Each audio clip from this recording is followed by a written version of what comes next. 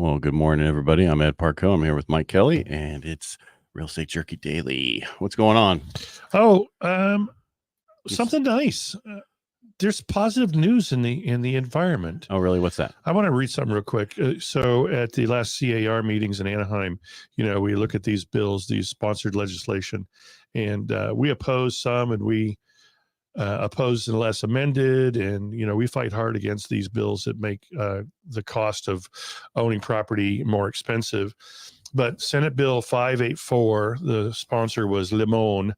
Is a tax on short-term rentals. So short-term rentals are typically a cost-effective alternative for many individuals and families who cannot afford a hotel room or other types of temporary lodging. SB 584 would have imposed, look at this, a 15% tax on renters of short-term rentals, putting this type of lodging out of reach for many low and moderate income families. This would have included victims of wildfires and other natural disasters who seek temporary refuge by renting a short-term rental. So SB 584 was scheduled to be heard in the Assembly Housing and Community Development Committee on June 28th. However, due to our opposition and from opposition of others, the writer of the bill pulled it and is not moving it forward Yet. Yeah. So basically, there's a 15% tax if you use the Airbnb. Exactly. Yeah. But we were able to put a stop to that. It's like a hotel tax, right? That's all the hotel taxes. Exactly. That they have. So basically, they're trying to put a hotel tax in on Airbnb. They're looking to tax just about every damn thing we do. Of course, because we have a revenue problem. Yeah, we have a spending problem. I know we do.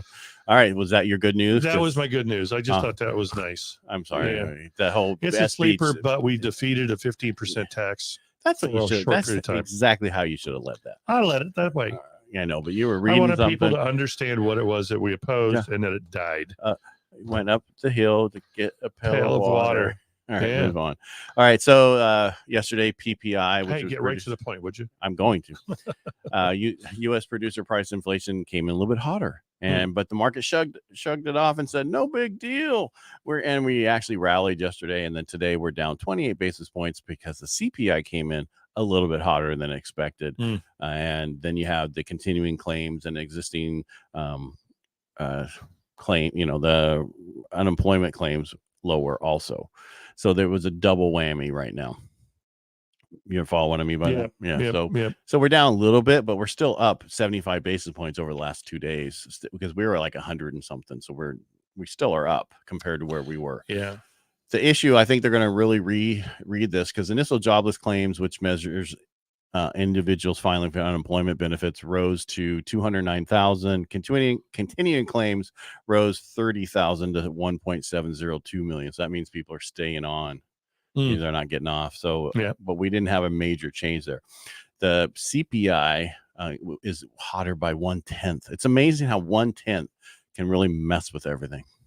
I lost the race by 1/10. Well, that's NASCAR. It might as well be a mile, 1/10. So we still lost. We fumbled on the 1 yard line. But these numbers, 1/10,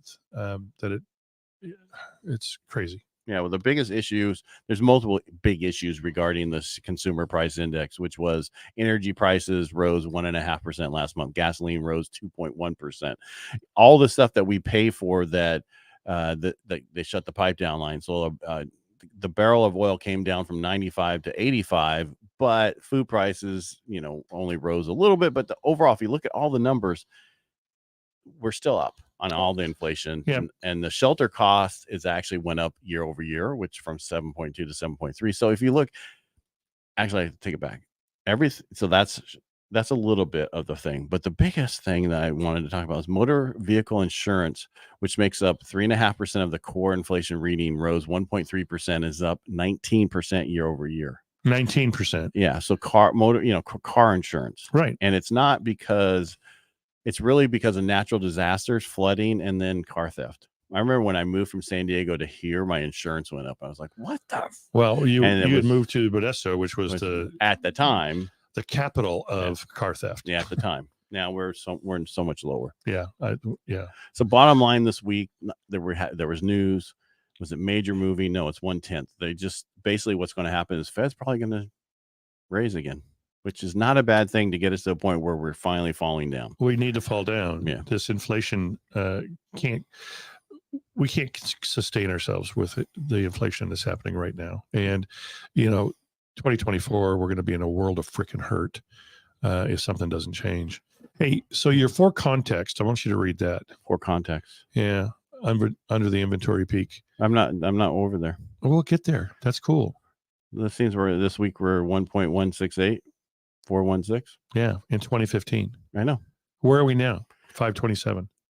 Right? Yeah. Or 537. We actually last week was five. Now we're at 562,000 versus. So inventory again, we say there's no inventory. We've been saying that. You took some people out yesterday. They like a house. They got a lot of showings today and this weekend, and they're gonna have the offer accepted over. Of course, it's that price point. Yeah. People are buying the smaller price homes because they can't afford the payment in today's rates, and rates keep going up. And what people don't realize, if you're max at this number and then next week the rates go up by a quarter, your max has come down. Right. And so we're trying to catch something. It's like those sellers back in 2008 who didn't listen to you, and they're like, okay, put it here. And you're like, okay, we're still above the, right. market. Okay, put it here now. 2 months later. Okay, we're still above the market. Well, that's what's happening with the rates is you're not jumping on it as fast as you possibly can. And that's why rates keep going up. Exactly. I'm starving right now. Well, start eating. No. You got to, iron has to be hot. That's all I can say. To iron? Of course. Yeah, it doesn't do anything. To catch a fish. We're delirious from Rotary today. Yeah, we are. Yeah, it was a crazy day. But, again, there's news. Stop worrying about the news. Stop worrying about the rate. Stop worrying about all that stuff. Can you afford the payment? Yes. Then get the house and refinance later. Yeah. And I'm not going to say date the rate, marry the price. I'm just saying. You just did. I'm not going to say that. What you got to worry about is all the immigrants that are coming over here, the little soldiers that are coming over here going to take us out. Well, if you look at what's truly happened, we've got 5 million people in this country in the last 2 years, and we have no idea who they truly are. And if you wanted to take over a country, guess how you do it? You slowly put them through as immigrants. And if you go back to Germany and what's his name, the Nazi guy, his forces were immigrants, right? That came into that country. So, right. And they were, and so, then they were all of a sudden they were armed, and then all of a sudden they were taking over people's. Right. So the biggest question is, okay, there's a lot of war going on right now, right? And so this country loves war. I mean, not us people, but the big machine to make money, and that's what they're doing right now. So, but if you have a weak United States, you have a problem in the rest of the world, and that's where we are right now. And exactly. I'll get off my soapbox.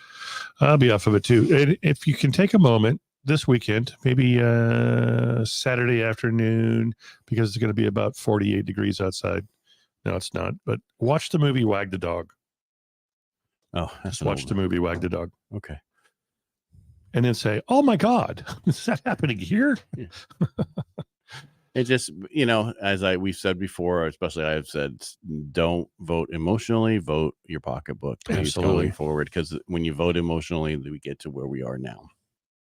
Yep. Don't wear your heart on your sleeve when you vote.